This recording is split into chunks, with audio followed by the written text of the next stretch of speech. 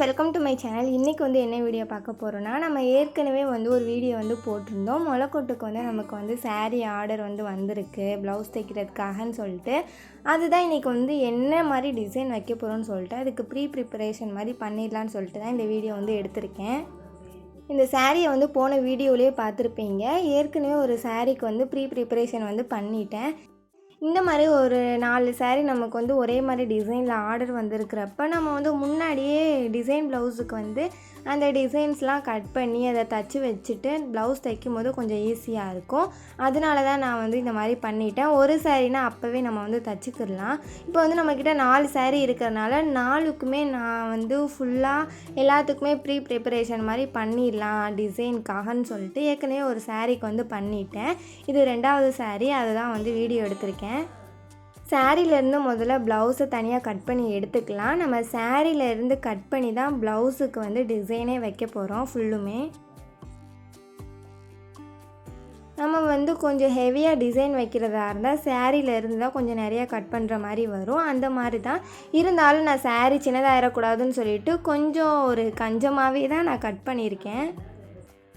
மொத்தம் நான் 3 பார்ட்டாக கட் பண்ண போகிறேன். இது அந்த நாட்டுக்காக ஃபஸ்ட்டு நான் கட் பண்ணிக்கிட்டு இருக்கேன். இந்த நாட்டு உள்ளே மேலே வச்சு தைக்கிறதுக்காக, பின்னாடி கெட்டுறதுக்கு கிடையாது.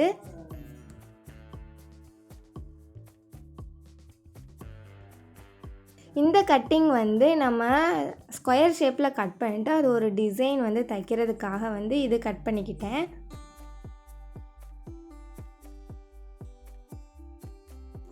இந்த பார்ட் நான் எதுக்கு கட் பண்ணுறேன்னா, கைக்கு டிசைன் வைக்கிறதுக்காக நான் இந்த பார்ட்டை கட் பண்ணுறேன். நீங்கள் வீடியோ பார்த்துட்ருக்கும் போது உங்களுக்கு தெரியும். இது என்ன மாதிரி டிசைன் நம்ம கைக்கு வைக்க போகிறோம், என்ன ப்ரிப்பரேஷன் இதை வச்சு பண்ண போகிறோன்னு சொல்லிட்டு வீடியோ ஃபுல்லாக பார்த்து தெரிஞ்சுக்கோங்க. நம்ம கட் பண்ணுற எல்லாத்தையுமே கட் பண்ணியாச்சு. இப்போ மிஷினில் தைக்க வேண்டியதெல்லாம் நம்ம தைச்சிடலாம். அந்த ஸ்கொயர் ஷேப்பில் கட் பண்ணது இந்த மாதிரி டிசைன் வைக்கலாம். நம்ம முக்கோண ஷேப்பில் மடித்து அப்புறம் இதில் பண்ணுற மாதிரியே ஃபுல்லாக நீங்கள் மடிச்சுக்கோங்க. இது ரொம்பவே ஈஸியான டிசைன், ரொம்பவே சிம்பிளாக நீட்டாக இருக்கும். கட் பண்ண எல்லாத்தையுமே நான் இதே மாதிரியே தச்சு எடுத்துக்கிட்டேன். இந்த மாதிரி முன்னாடியே தச்சு வைக்கும் போது நமக்கு கொஞ்சம் ஈஸியாக இருக்கும். அதனால் நான் தச்சிட்டேன்.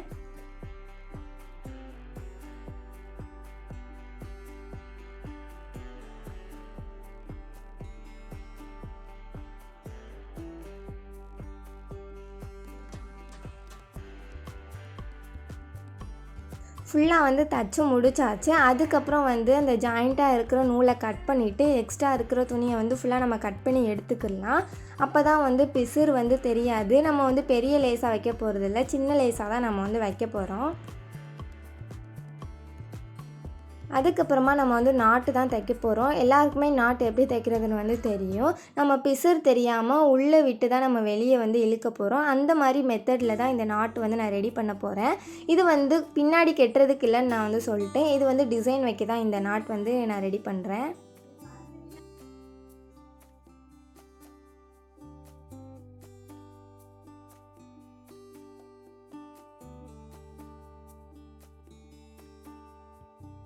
ஊசியை ஒரு சைடு கோர்த்து அதை நல்லா நாட் மாதிரி போட்டுக்கோங்க. அதுக்கப்புறம் அதே சைடு பின்னாடி வெளியே ஊசியை ஃபுல்லாக இந்த மாதிரி பண்ணிகிட்டே இருங்க. அதுக்கப்புறம் ஊசி வெளியே வந்தோன்னே இதை பின்னாடி இழுக்கும் போது நமக்கு ஈஸியாக வந்துடும்.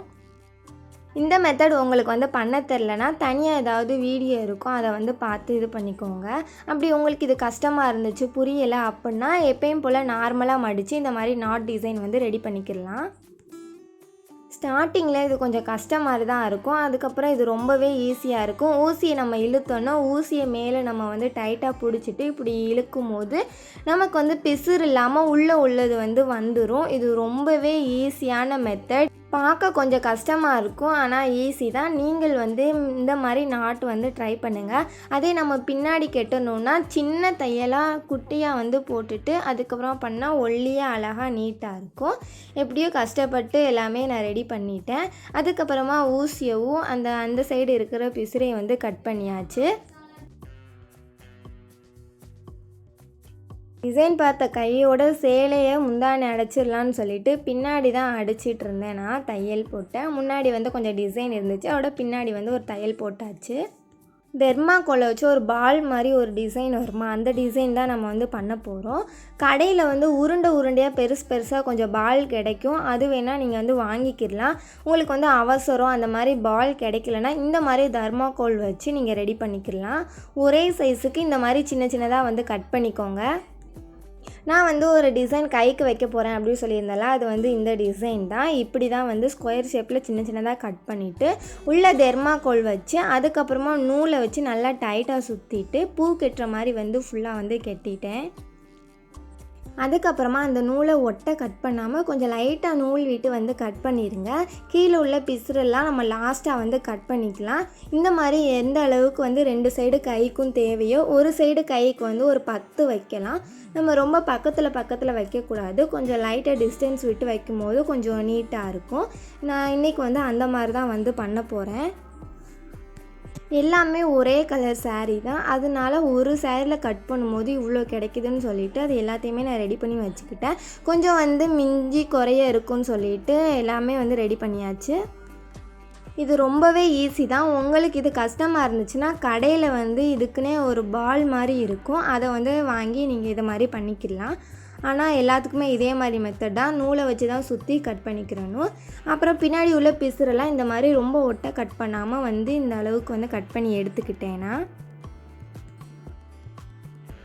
இந்த சாரீ இந்த ப்ளவுஸுக்கு தான் நம்ம வந்து ப்ரிப்பரேஷன் வந்து ரெடி பண்ணிட்டோம். அடுத்த வீடியோவில் வந்து நம்ம பார்க்கலாம் இதோட டிசைன் வந்து எப்படி நான் ஸ்டிச் பண்ணியிருக்கேன் அப்படின்னு சொல்லிட்டு நான் அடுத்த வீடியோவில் வந்து காட்டுறேன். இந்த வீடியோ பிடிச்சிருந்துச்சுன்னா மறக்காமல் சப்ஸ்கிரைப் பண்ணிவிட்டு லைக் பண்ணிக்கோங்க. பிடிச்சிருந்துச்சுன்னா ஷேர் பண்ணிக்கோங்க. தேங்க்ஸ் ஃபார் வாட்சிங்.